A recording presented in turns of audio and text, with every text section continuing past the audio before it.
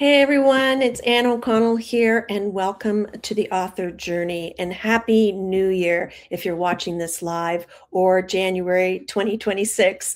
It is New Year, and what a whirlwind holiday I had. We did take a couple weeks off, but I'm really happy to be back and back in the seat and bringing some amazing guests to chat for this next month and moving forward.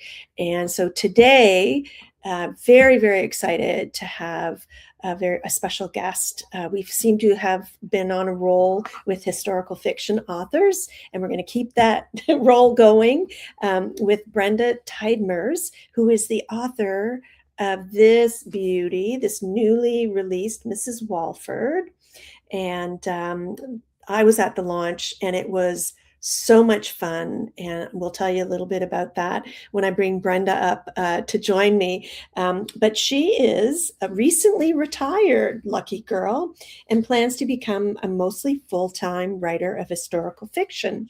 As an artist, gardener, community theater set designer, and produced playwright, she often has paint, soil, or ink on her hands and story ideas knocking around in her head. Brenda and her husband have a wonderful son, live in Halifax with their short-legged hunting hound, and can frequently be found bird watching and fossicking along the shores of Big Island, Nova Scotia.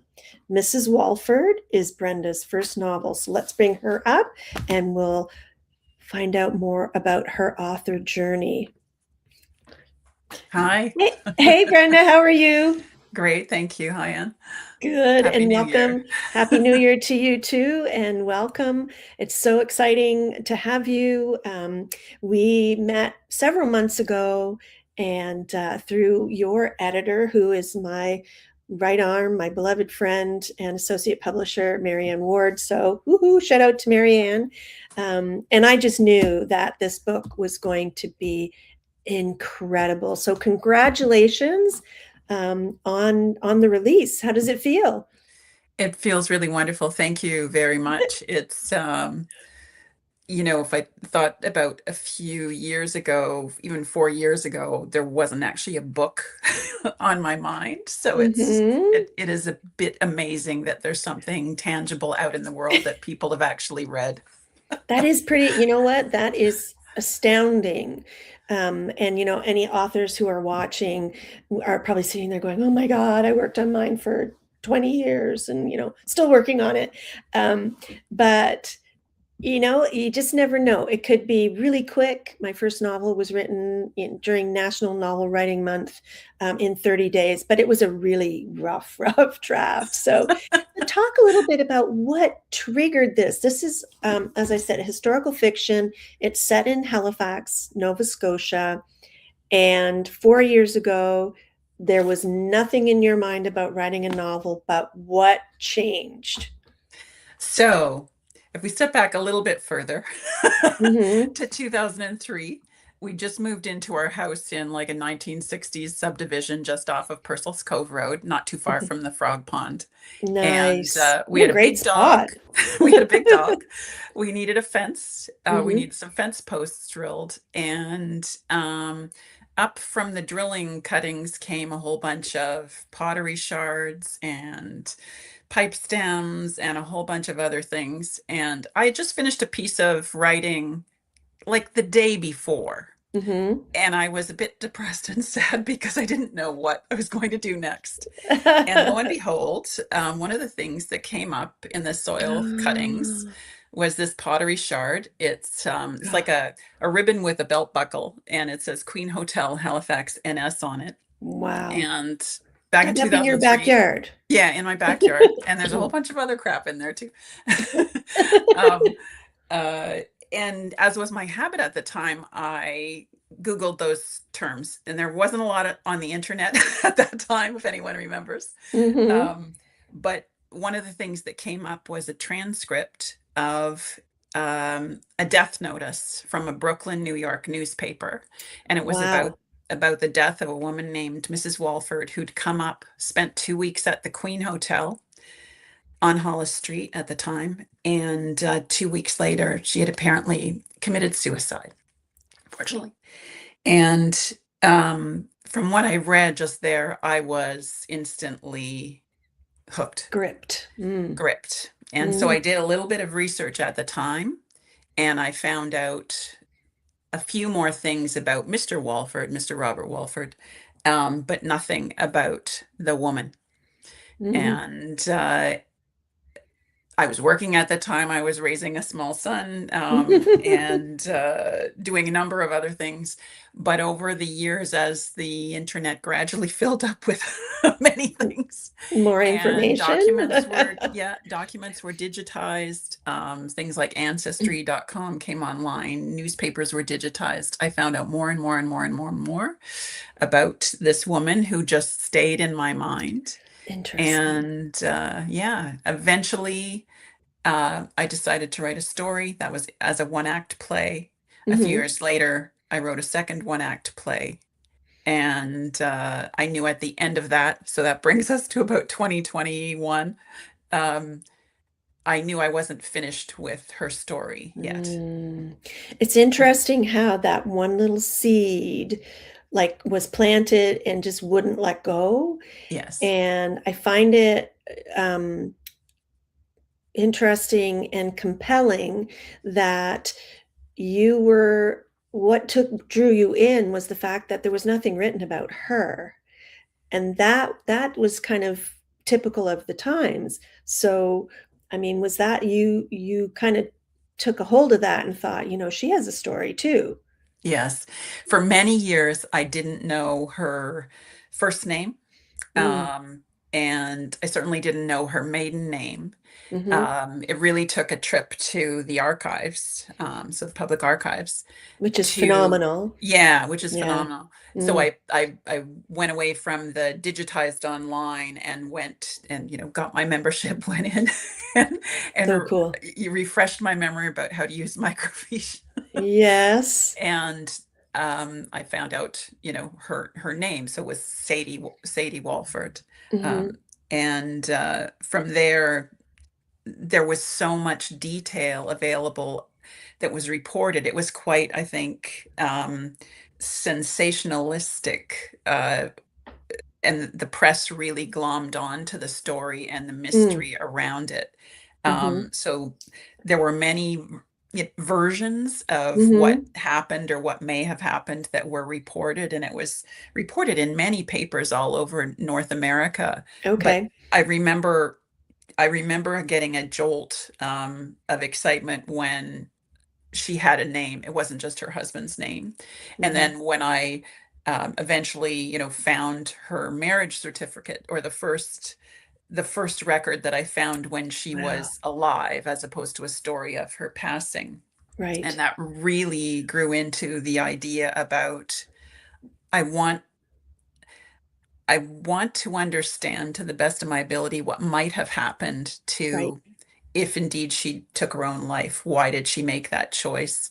But Hmm. even more, I wanted to write her a happier ending, A better story. a Yeah. better I, story. I have so many questions for you. So I want to rewind just a little bit Okay. because you do have a background in theater, Yeah. but as a set designer, so you're an artist, a painter. So had you written a play before, or was this your first go at it when you said you wrote a one act play first? Like, So I had co-written two plays, and they were both sort of Christmas performances. The mhm, first one was in 2007. I co-wrote with my very good friend Cheryl Terrio. mhm. It was called Jack and the Beans Talk, a genetically modified fairy tale. So I love picture two Mexican jumping beans it. Having a great conversation, who were running away from interpretive Jack. gangsters. Yeah. That's and the hysterical. and the second one was also written with Cheryl, and it was called The Frog Prince. So Okay. so I had fairy tale-ish, happy Yeah. endings, but sort of crazy endings. Um, I knew how to do that, but the first play, Mrs. Walford, which was a Yes. one-act play for the Playwrights at Tag Festival for the Hmm. 2019 year, Hmm. um, that gave me a deadline, and it could only be 30 minutes long and a Yeah. really tight story. So that's where I came up with the Right. first bit of idea, and that, forms a part of the spine of the book. Right. And then in 2021, our theater was basically shuttered. It's the Theater Arts Guild at the Mm-hmm. Pond Playhouse down on Park Hill Road. Mm-hmm. Um, there was an opportunity to, we thought anyway, we could have a small window where we could do a two-hander, so two actors, really small production team. Yeah. Let's get in, earn a little bit of money for the theater, and Before it that. closes. So I wrote kind of the sequel to Mrs. Walford. It was called Mrs. Walford, A Month in Halsey Street, and Mm-hmm. so those were my plays. So I had uh, I had created characters um, at the Queen Hotel for the Mm-hmm. first piece, and chosen another character for the follow-up piece that takes place in Brooklyn. Um, so I had voices, I had characters, Okay. and I had voices to start And with then the before the voices novel. didn't go away, right? The voices didn't go away. Yeah, I became So quite fond of them. yes, well, and they are, they are very so multi-dimensional and so real, like when you read them, and also knowing that Sadie was a real person, draws you in, you know, unavoidably.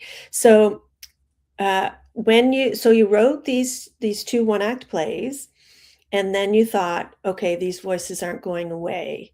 I think perhaps I need to continue the story.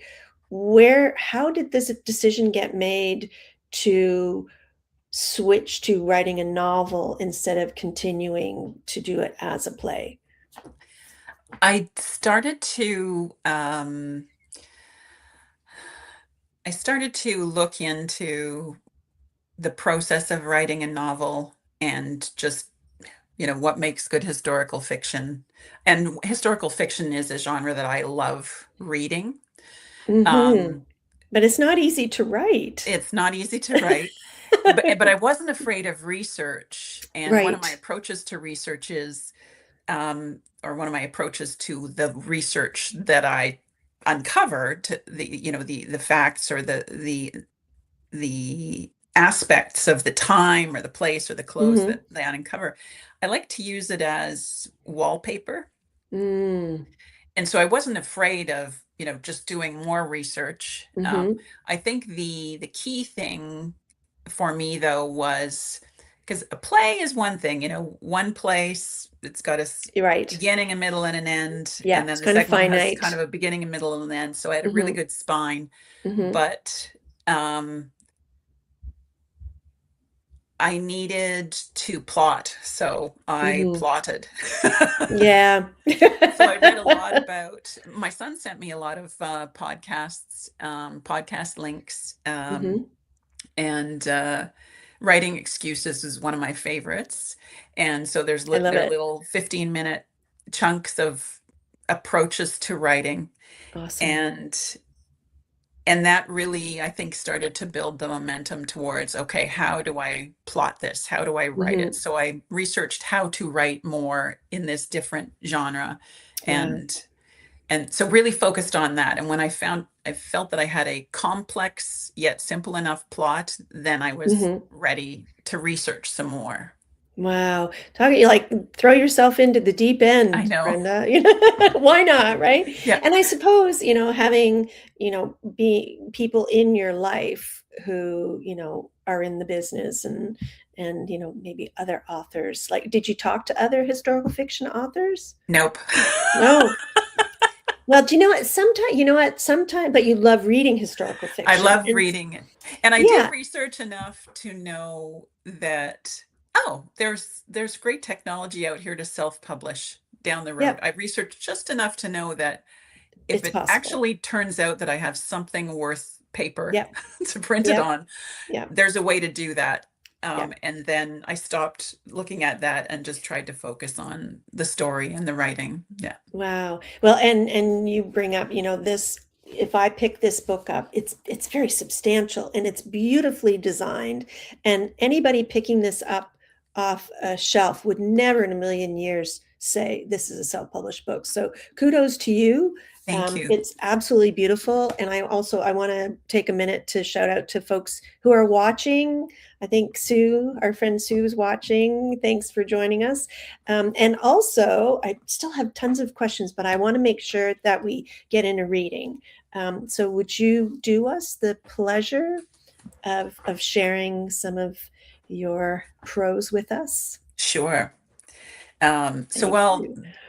the bulk of the story takes place around 1887 to say 1893. There are some things that happen a little bit later than that. So I'm going to read a section from October 20th, 1920, and this is the first chapter in the book. Beverly Road, Flatbush, October 20th, 1920. I lurked beneath the oak, watching the two handsome buildings across the road, then wilting in the unexpected heat. I noted their 3 stories, broad verandas, and fresh paint, the gleaming Hudson parked in between, and mused, not for the first time, how very well Alice Williams had done for herself. Finally, the door of the larger boarding house opened, and black-clad guests streamed forth, donning hats, clapping shoulders, opening mourning parasols, and drifting down the sidewalk. At length, the flow trickled to a stop, and a few minutes later I emerged from the tree's shadow, also wearing black.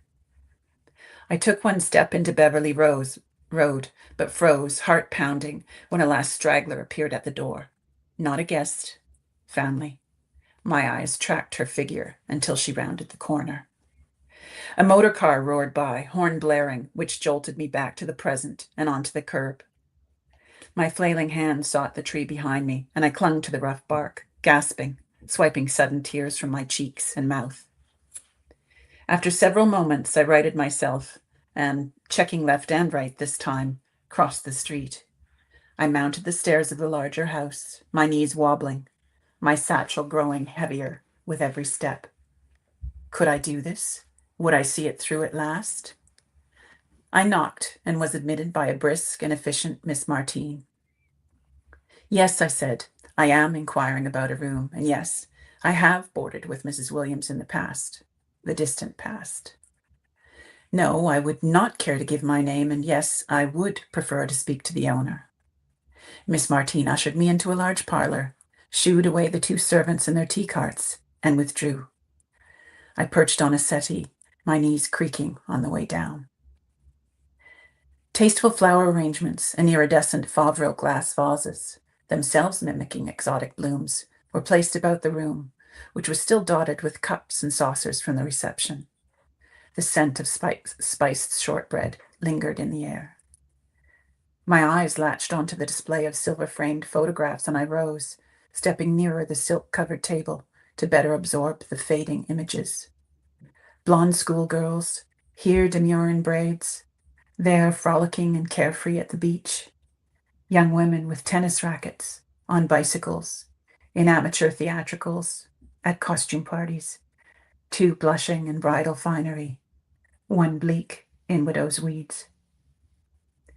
The approaching clip of agitated heels was softened by thick carpeting. I straightened and took a quavering breath, steeling myself for whatever was to come. I'm sorry, Alice's silvery voice addressed my back, but you'll have to apply on another day. We've had a death. I turned from the table and took in the elegant woman before me, a touch shorter, a little thicker than I remembered, the still handsome face sagging under the weight of her grief. I observed the moment of recognition, her intake of breath, her open-mouthed confusion, but realized I was hoping for something more. Then there it was, for the smallest shard of a moment, joy.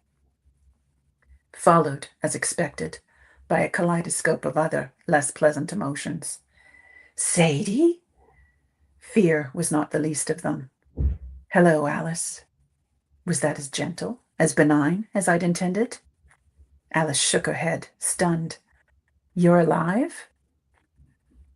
As you see, I said, presenting my form with an illusionist's hand. Alice stared, mouth agape, Her eyes darted toward the street and back to me, no doubt calculating how much longer we had. But when you left us, left your family in President Street, she shook her head. I was not at my best, I conceded. Nor were you. Understatements both. She had the grace to blush. But the incident, Sadie, in Halifax, that silvery voice foundered.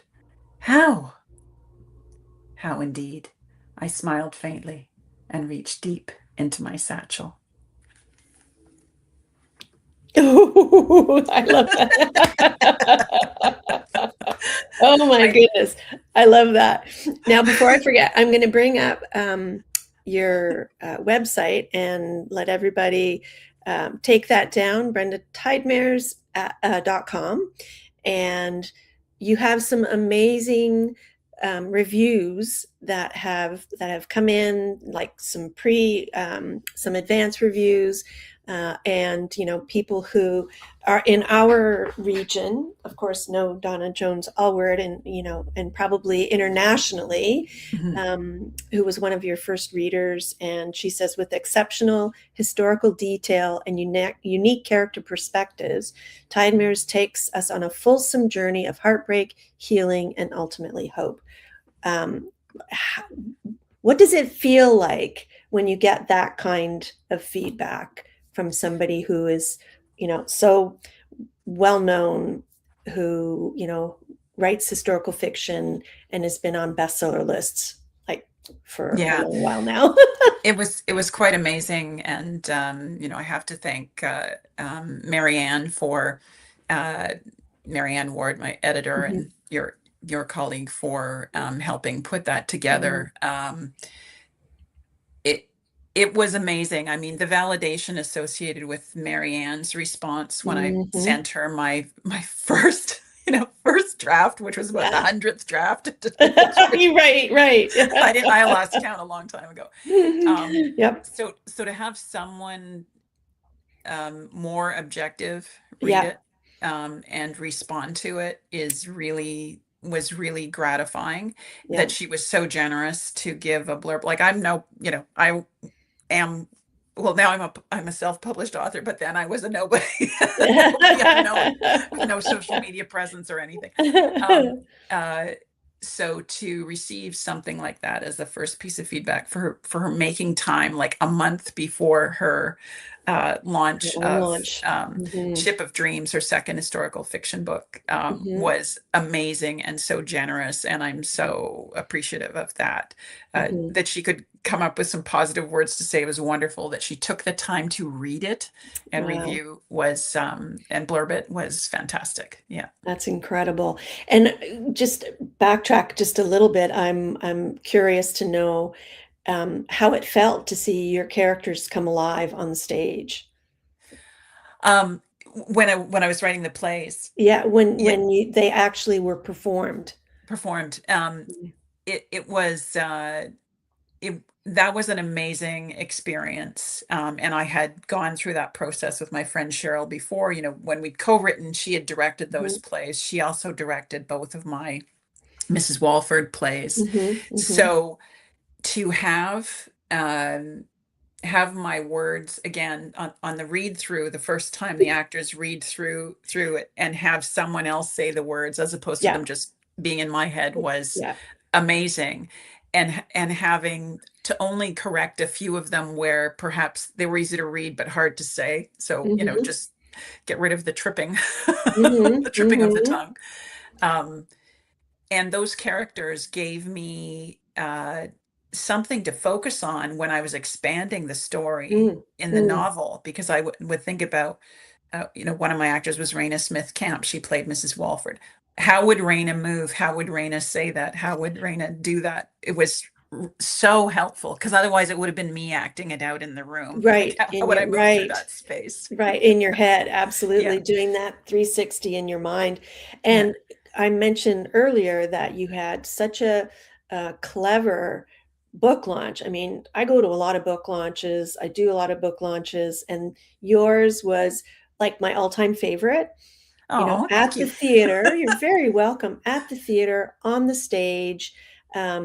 with the actors in character. So I applaud you for doing it that way. And then also, let's talk a little bit about, we talked before we came on about reviews, and not everybody's going to love your book and so on, and what that looks like for an author, like on an ongoing basis to try and get the word out. And you also invited other indie authors to include their book in the raffles, and I appreciate that you were able to include one of mine. Like, where did that idea come from, and why is that So, important to you? yeah. So, first and foremost, I wanted the evening to be an evening of hopefully entertainment. So that was the basic premise. It wasn't about just me reading Yeah. things or all about me or all about the book. So that was one of the things. Hmm. Um, and so and I knew I wanted more voices than me because I'm a writer. I'm not a reader, and I don't like listening to recordings of my own voice, Well, but I you love sounded listening to wonderful, just so thank you you. know. Yeah. But I love listening to the voices again of my characters. And so I Mhm. had Louise Renaud generously um, said yes to hosting my book launch for me, and also being a reader, as did Mhm. Raina, as did Deborah Pollock, as the voices. So some key voices that are in the Nice. book. Um, that that was part of it. So I was sharing the stage, and it also conveys, because this story is told from multiple points of view. There are multiple storytellers. Yes. Um, so it was important that the launch reflected that as well, Yeah. to me, Hmm. uh, including because it had been so helpful and encouraging to meet authors again, arranged by Marianne and yourself Hmm. and things. It had been so wonderful to learn, even late in the game, a bit about how people are getting their books out in the world. Hmm. Um, so, and we were trying to come up with a bit of a mutual support society, I guess. I love it. Yeah. Yeah. Um, but one of the things that I've done, which I guess may be a little bit unorthodox, is my 25% of whatever royalty, whatever tiny or large royalty I Hmm. make, is being donated to Ovarian Cancer Canada Yes. in the name of my friend Cheryl, who is my director and co-writer. Mm. Um, and so the idea about asking if authors such as yourself, Brett Loney, Jill McLean, um, would mind donating a book as part of the raffle, and also being able to then give a little blurb of about your books. Hmm. Uh, that was it. Just felt like it's a community theater, and this is Hmm. a community event, and Hmm. multiple voices, multiple contributions. Yeah. I think is really what I was trying to I love that. incorporate, I as love well as that. have some representation from Ovarian Cancer Canada right at the event as well with their Yes. information. So yeah. Oh, I love that. And Sue Slade says Brenda's readings at the parlor at George Wright's house was spectacular. So I'm sorry I missed that. But so you touched on something, like one more thing that I want to talk about quickly before we are out of time, believe it or not, um, is you talked about the multiple voices, but you Yes. also use multiple literary devices, Yes. and different types of format to tell the story. So Yes. just kind of top line what that looked like or looks like. Yes. So some of the story is told through accounts. So you might hear from Eleanor Sheridan, who is the wife of the proprietor of the Queen Hotel Hmm. and the bookkeeper. We also have Maggie, who's the head maid. So they tell accounts of um, what they are seeing, have seen about what's going on in Mrs. Walford's life while she is there. There are letters. It's a bit of a mystery why there are a few letters to begin with, but there's a reason and a purpose for it. I love There it. are journal entries from a couple of other characters, and there's also a reason for that. So one Hmm. of the, I guess I would say, small s mysteries in the book is um, there is a reason and the clues are all there for the reader to find if they choose to find it or if they're paying Mhm. attention by that point. There is a Mhm. reason why there are certain things in certain formats, and that's tied up at the end. So that's kind of a small M mystery. A little, and we promise no spoilers, so I think we can leave it at Yeah, that. But yeah. it's Uh, brilliant. and I also, as we talked about, there's multiple perspectives, but there's also it's not there's kind of two general timelines, Hmm. but they're not really rigid timelines. They both move Right. forward, but then there's the odd recollection. So there's a reason for a few things being out of order. Also, Hmm. again, if one's paying attention at the end, you'll find out why. Yes, Um, yes. one of the ways I like to convey it, and this only came at the very end, is if you think of it as a stained glass that is being built, constructed by many hands with many Hmm. choices. Some of the pieces are large, some are small, they all fit together. Some Hmm. are quite clear, some are more opaque. I hope the whole is Hmm. iridescent. But at Hmm. the end of it, it puts together this picture of the life I've imagined for Mrs. Walford Hmm. is my goal. And so, if a reader needs one voice, one timeline moving This isn't the forward, book for them. Yeah. this might not be the book for you. But if you Right. like mystery and Yeah. detail and this story gradually coming together, Yeah. yeah. I love that. And I mean, you talk about the sort of analogy of the stained glass, but there's a practical um, application in the book as well. Yes. So, which is one of my favorite parts, storylines. Yeah, and I won't say that's a spoiler. So yes, so No. one of the characters spends time at Louis Comfort Tiffany's studio in New York in the Mhm. stained glass windows department, and I have a number of secondary behind the scenes underdog characters from the Tiffany studios. He was quite a grand Mhm. um, Mhm. grand man, but we tend to spend time with more underdogs. Yes, and which I love. It's brilliant. I thoroughly enjoyed it. I the all the pieces, like you said, it's not completely parallel, but which is part of the charm and the brilliance of Mrs. Walford. So thank you so much for joining us today. I can't believe we're already at our Oh my time. goodness. I Thank you know, so right? much. Yeah, it's Well, and I my hope great you're working pleasure. on, absolutely. I hope you're working on something else. I am. Good. Excellent. So we'll have to bring you back. But in the meantime, again, thank you so much for coming and talking to us about your debut novel, Mrs. Walford.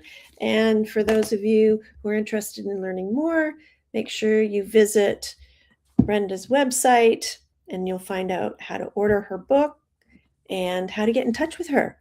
Yes, Right? please do. Excellent. Well, thank you so much. Thanks And again, Anne. Really no appreciate it. worries. My pleasure. And thank you all for joining us on the author journey this week. I'm Anne O'Connell with OC Publishing, and I hope you've enjoyed today's show. Join us again next week, and we'll have more guests and more literary discussions and fun talk about what's happening in the world of writing, reading and writing, and the publishing business. So we'll see you soon, and I'll say bye for now.